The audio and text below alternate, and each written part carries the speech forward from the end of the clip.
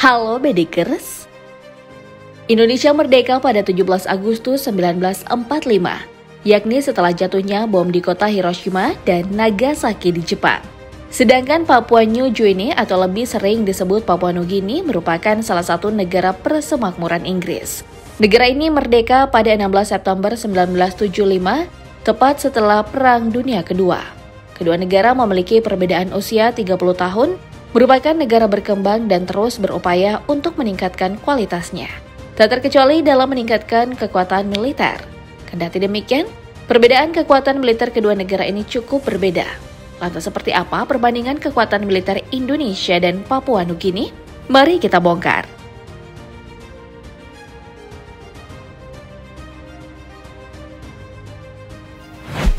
Global Firepower kembali merilis peringkat kekuatan militer dan 145 negara. Peringkat ini disusun berdasarkan skor Power Index dari masing-masing negara. Skor Power Index yang sempurna adalah 0,0000. Artinya semakin kecil skor Power Index yang dimiliki, maka semakin kuat pula kemampuan tempur di suatu negara. Pada tahun 2023, Indonesia menduduki peringkat ke-13 dengan skor Power Index 0,2221, naik 2 peringkat dari tahun 2022. Dengan ini Indonesia menjadi negara dengan kekuatan militer terkuat di Asia Tenggara. Sedangkan Papua Nugini tak termasuk dalam 145 negara dengan kekuatan militer terkuat di dunia. Indonesia berada di peringkat keempat sebagai negara dengan populasi terbanyak di dunia, yakni lebih dari 275 juta jiwa. Jumlah angkatan kerja di Indonesia lebih dari 129 juta jiwa, sedangkan jumlah populasi di Papua Nugini adalah 9,5 juta jiwa. Sementara jumlah prajurit militer di Indonesia sebesar 1.080.000 personil yang terdiri dari 400.000 personil aktif, 400.000 personil cadangan, dan 280.000 pasukan paramiliter. Sedangkan Papua Nugini memiliki personil militer yang diberi nama Papua New Guinea Defense Force atau PNGDF. Personil militer ini beranggotakan 2.500 personil yang terdiri dari personil darat, laut, dan udara. Dari jumlah prajuritnya saja sudah kelihatan jelas perbedaannya.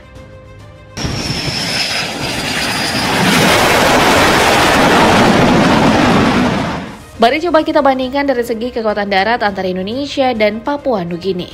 Kekuatan darat Indonesia didukung dengan 2.387 unit armada darat. Tentara Nasional Indonesia memiliki 1.444 unit kendaraan lapis baja, 314 unit tank, 413 unit artileri derek, 153 unit artileri gerak, dan 63 unit peluncur roket.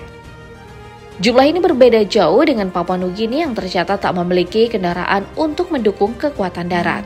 Para personil militer di Papua Nugini hanya dipersenjatai dengan senjata ringan, di mana sebagian senjata ini berasal dari sumbangan negara-negara lain. Wah, pertahanan militer darat kita tampak jauh lebih kuat ya Pedigers.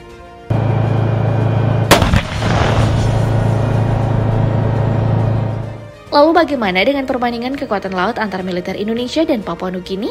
TNI Angkatan Laut memiliki kapal patrol sebanyak 181 unit, 24 unit kapal korvet, 11 unit kapal perang ranjau, 7 unit kapal frigates, dan 4 unit kapal selam. Sedangkan Papua Nugini memiliki 7 kapal patroli HMPNCS.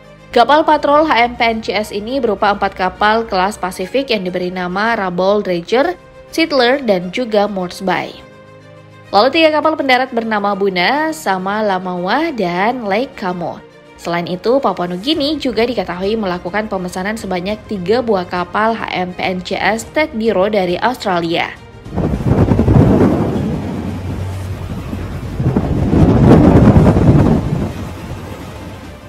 Lantas bagaimana dengan kekuatan militer Angkatan Udara? Apakah Indonesia masih lebih unggul? Jumlah armada udara yang dimiliki TNI Angkatan Udara adalah 461 unit. Armada udara ini terdiri dari 1 unit pesawat tanker, 172 unit helikopter, 15 unit helikopter serang, 126 unit pesawat latih, 41 unit jet tempur, 23 unit pesawat serang khusus, dan 17 unit pesawat misi khusus. Sedangkan Papua Nugini memiliki 2 unit helikopter Bell 212 dengan menyewa dari luar, 3 unit pesawat PAC P750, 1 unit pesawat PAC City 4E, dan 1 unit Kasa CN235. Dari kekuatan militer di udara, Indonesia juga tampak lebih unggul dari Papua Nugini.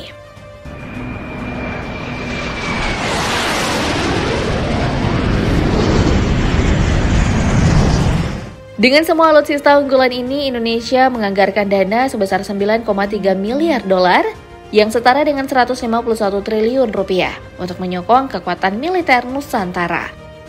Sementara Papua Nugini hanya menyisihkan anggaran sebesar 113,1 juta dolar. Menurut kamu, apakah anggaran ini sudah sesuai dengan kekuatan militer di Indonesia maupun di Papua Nugini, Bedigers? Indonesia dan Papua Nugini memiliki hubungan bilateral yang dijalin sejak tahun 1973 atau ketika Papua Nugini masih diduduki oleh Australia. Hubungan ini pun berlanjut dan semakin intensif setelah Papua Nugini merdeka dari Australia. Hubungan yang erat ditandai dengan adanya kunjungan kedua kepala negara dalam kurun waktu 10 tahun terakhir.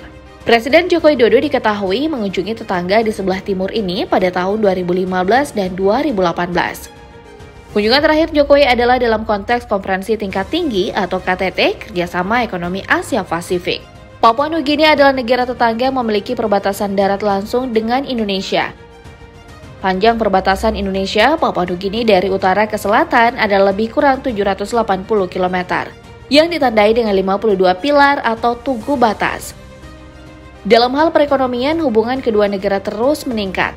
Berdasarkan data Kedutaan Besar RI di Port Moresby, nilai perdagangan Indonesia dan Papua Nugini pada tahun 2021 adalah 170 juta dolar Amerika Serikat.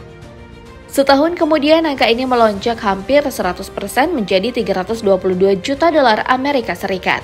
Meskipun hubungan bilateral Indonesia dan Papua Nugini terjalin baik, namun sayangnya hal ini tak mampu mencegah terjadinya konflik.